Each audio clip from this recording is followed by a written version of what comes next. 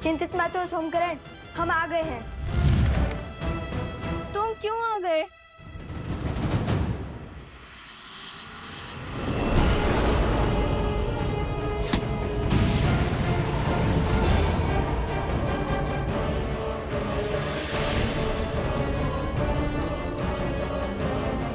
मेरी गुफा को भेद दिया, ये कैसे संभव है? जो धर्म के मार्ग पर चलते हैं, धर्म स्वयं उनकी सहायता करता है। तुम्हारे इस मायावी गुफा को भेदने के लिए महाराज जनक सहायता दे चुके हैं, और ये उनके दिव्य तुनीर से निकला हुआ दिव्यास्त्र है।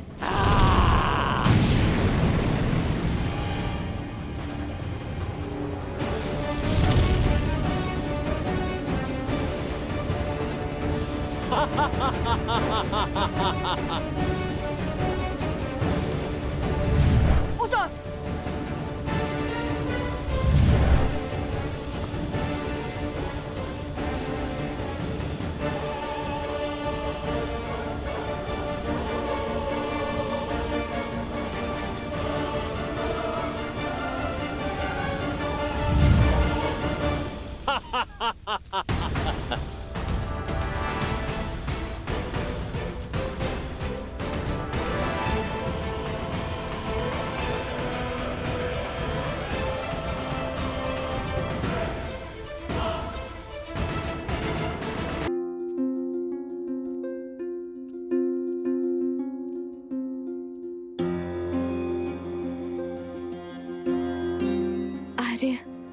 हमारे पुत्रों में संस्कार बिल्कुल वैसे आए हैं जैसे आप चाहते थे।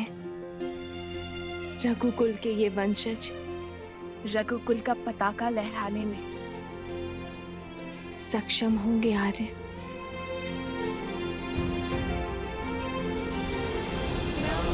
सिया राम जय जय राम, राम सिया राम सिया राम। मुझे इस धर्म संकट से निकालो सीते। सिया राम।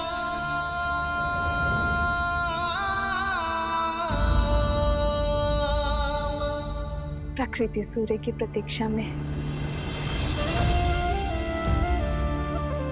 वो एक किरण जो अपने प्रकाश से उन्हें जीवन देती है, सोए हुए मन में ऊर्जा भरती है।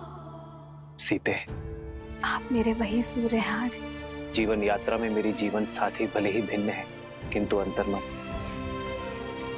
उसकी प्रसन्नता, उसकी दुविधा, वो तो साझा ही।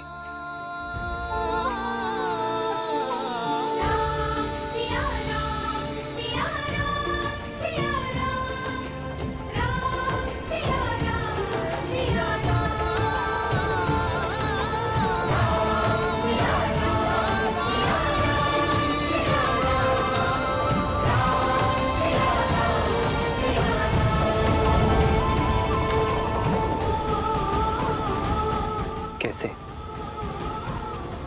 कैसे भूल गया मैं सीते कि अंतर हमारी देह में है, किंतु हमारा मन तो साथ ही है।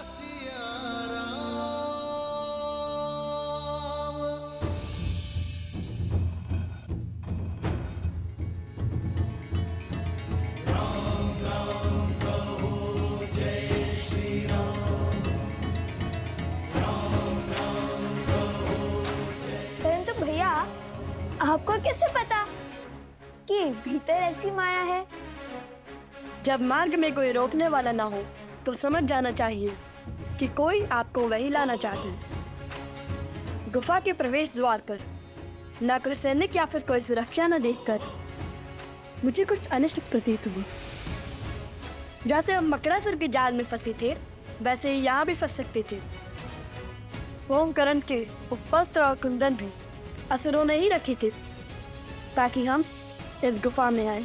अद्भुत, राजकुमार जैसी सोच और कौशल भी वैसा ही। कहीं नहीं जा सकोगे।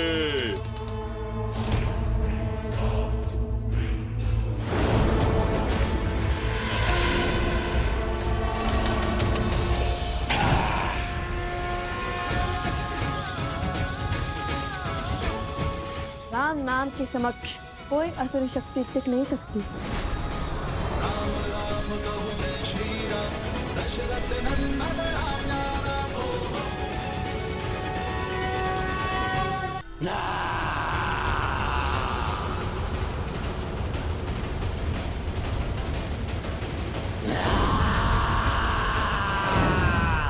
जय श्री राम।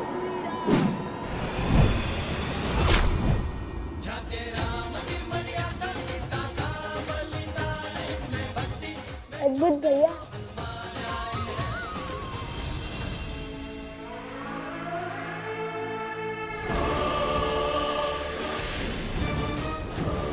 लव और कुश को मिथिला ले जाओ। सारी मिथिला के सामने कहना कि वन देवी ही सीता है। क्या हुआ? तुम्हें कुछ कहना है?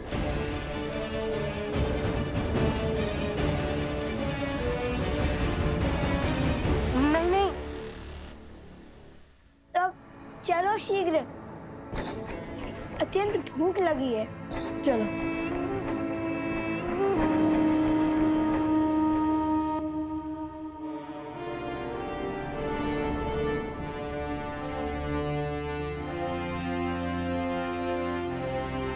अश्वमेध यज्ञ की तैयारी आरंभ की जाएगी।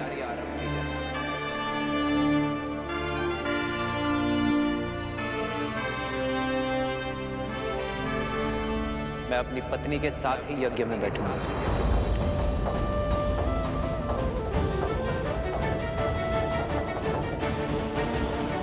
अर्थात भैया दूसरा विवाह करेंगे। प्रभु, एक बार पुनः लोगों के मन में श्री राम के निर्णय को लेके प्रश्न उठ रहे हैं। जिस प्रकार अग्नि में प्रकाश और अंधकार दोनों ही तत्व व्याप्त होते हैं, उसी प्रकार मनुष्य के आत्म तत्व में सत्व और तमस दोनों ही गुण विराजमान होते हैं। जहां एक और सत्व प्रकाश और संतोष का द्योतक होता है, वहीं दूसरी ओर तमस अंधकार और असंतोष का प्रतीक है। जिस प्रकार अग्नि स्वभाव से चंचल होती है और वायु के तनिक से संचार से फैल जाती है, उसी प्रकार मनुष्य का आत्म तत्व अर्थात उसका मन भी सदा चंचल रहता है और तृप्ति अतृप्ति, संतोष असंतोष के मध्य झूलता रहता है। किंतु समाज में स्थिरता लाने का कोई तो उपाय होगा ना महादेव? यह समाज तभी स्थिर होगा देवी, जब ये श्री राम की शरण को पूर्णतः स्वीकार कर लेगा, जब ये श्री राम के प्रत्येक निर्णय को अपना सत्य, अपना धर्म मानेगा। परंतु उसका समय अभी आया नहीं है। देखा नहीं आपने, जैसे ही नगर जनों ने यह समाचार सुना कि उनकी अयोध्या नगरी में अश्वमेध यज्ञ का आयोजन होने जा रहा है, जहां उनके राजा श्री राम अपनी पत्नी सहित यज्ञ में यजमान होंगे, तो क्षण भर में ही कितनी ही बातें होना प्रारंभ हो गई।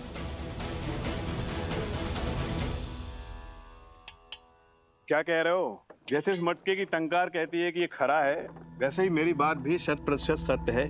महाराज राम ने भरी सभा में घोषित किया है वो यज्ञ में अपनी पत्नी के साथ बैठेंगे।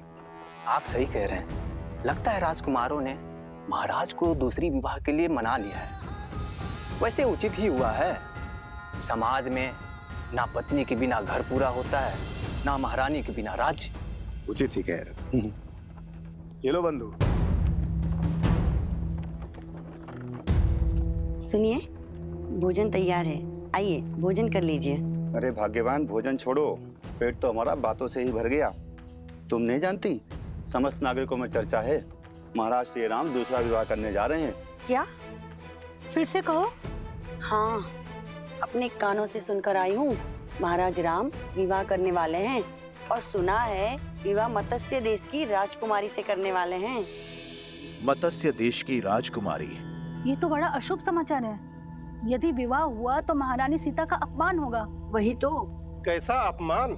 सुना है महारानी सीता इतने वर्षों से मिथिला में रह रही हैं। और तो और अश्वमेध यज्ञ का निमंत्रण देने के लिए महाराज स्वयं मिथिला जा रहे हैं।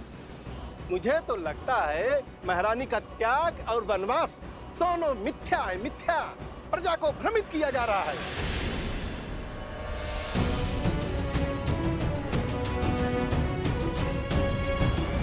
तुम्हारी सोच की भांति तुम्हें मिठाई भी भ्रष्ट है।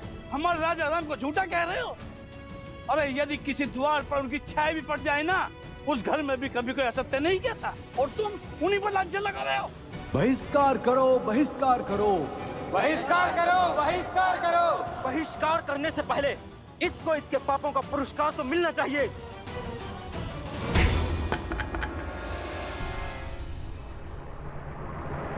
जय महावीर हनुमान, जय जय पवन पुत्र हनुमान। क्या बात है? पहले लोप अपवाद था और अब बात हिंसा तक आ गई। बस करो। वाद विवाद ठीक है, किंतु राम राज में हिंसा के लिए कोई स्थान नहीं है। फिर चाहे वो प्रभु श्री राम के समर्थक ही क्यों ना हो। प्रभु का पथ तो न्याय और धर्म का है। तो ये कारण है संकट मोचन हनुमान के मुख पर संकट के भाव का। प्रभु, मैं जानता हूं कि आपने मुझे वेश बदलकर प्रजा के बीच इसलिए भेजा ताकि समाज में हो रही हर एक बात बिना किसी आवरण के आप तक पहुंचे प्रभु। परंतु प्रभु, किंतु तुम ये काज पुनः नहीं करना चाहते।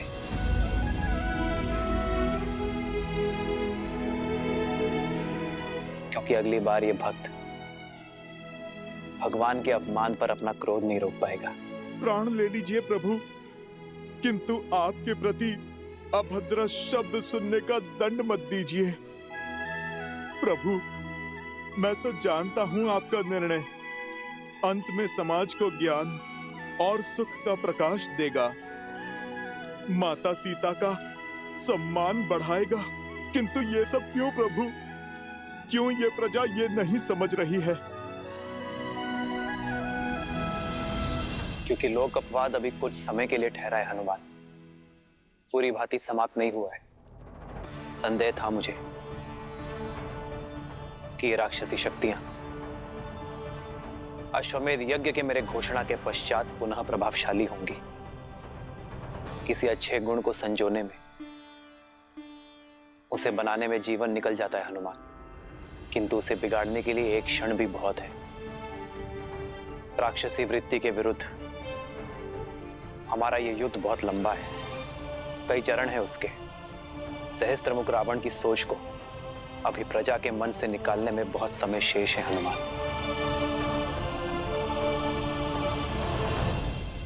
बहुत शुभ समाचार लाए हो भानासुर। अश्वमेध यज्ञ में राम का अपनी पत्नी के साथ बैठने की सूचना का उपयोग हम उसके विरुद्ध करेंगे। लोक अपवाद की जो अग्नि बुझ गई थी उसे फिर भड़काएंगे। तुम जो कर रहे हो करते रहो। जी महाराज। और मैं पूरी अयोध्या को यह विश्वास दिलाऊंगा कि उनके नर रूपी नारायण राजा राम केवल एक धूर्त राजनेता है। सीताराम। और सब तुम्हारी भांति पवित्र और निस्वार्थ तो नहीं होते ना हनुमान, जिन पर विकारों का प्रभाव ना हो। मानव मन अति चंचल होता है हनुमान। जिस प्रकार गर्भ में सोए अबोध शिशु की लात माता आनंद से सह लेती है, उसी प्रकार प्रजा की भूल होने पर एक राजा को क्रोधित होने का अधिकार नहीं है। यह अश्वमेध यज्ञ मेरी प्रसिद्धि के लिए नहीं, अयोध्या के कल्याण के लिए है। हमें राक्षस और राक्षसी सोच को अयोध्या से भगाना है। इस यज्ञ के पूर्ण होने पर कोई भी आसुर या आसुरी शक्ति अयोध्या में छुपकर नहीं बैठ पाएगी।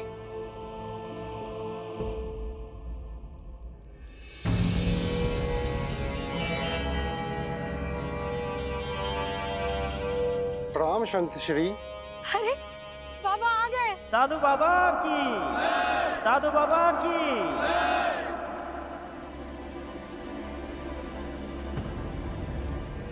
लोग अपवाद की जो अग्नि बुझ गई थी उसे फिर भड़काएंगे। तुम जो कर रहे हो करते रहो। धर्मधारी राम पुजारी बाना बाबा की जय।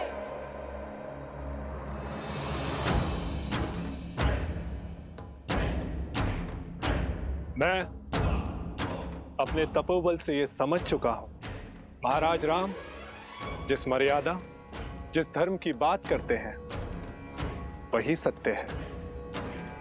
धर्म के मार्ग में अनेकों असत्य सुनाई देते हैं, दिखाई देते हैं। उससे बचने के लिए मैं आज से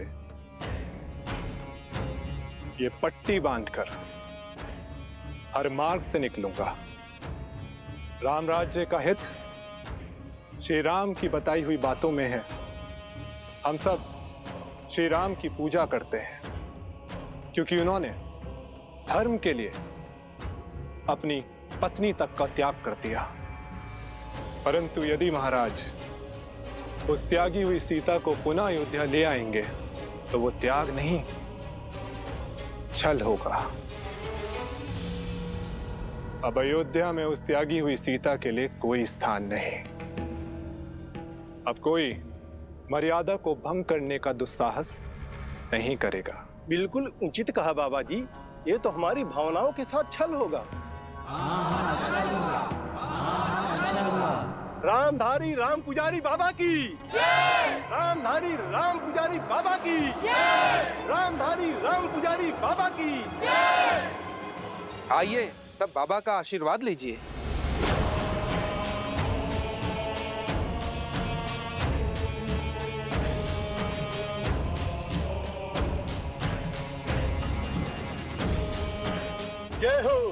जय हो बाबा की।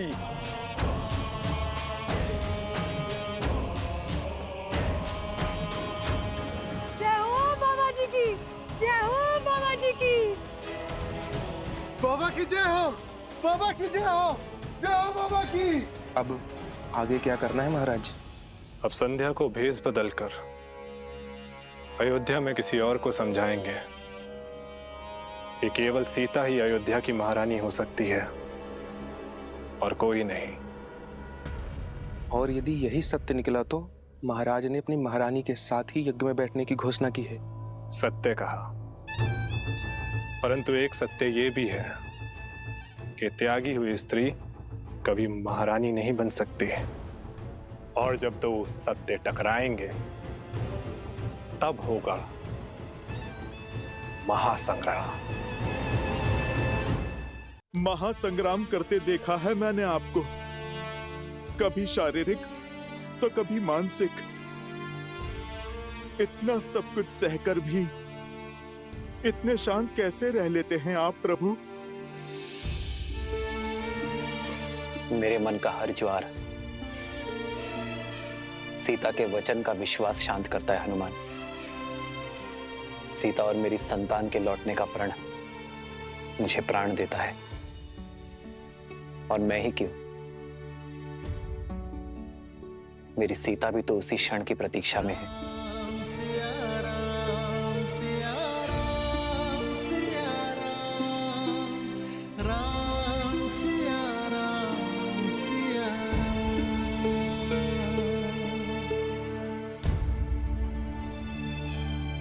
चिंता ना करें वन देवी, लवकुश आते ही होंगे। जानती हूँ, किंतु दिन ढलने के साथ साथ मन व्याकुल हो रहा है। लवकुश आ गए, लवकुश आ गए, लवकुश आ गए, लवकुश आ गए, लवकुश आ गए।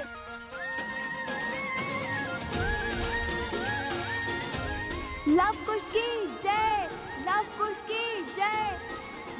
कुश की जय, लव कुश की जय, लव कुश की, लव कुश की, लव कुश की, लव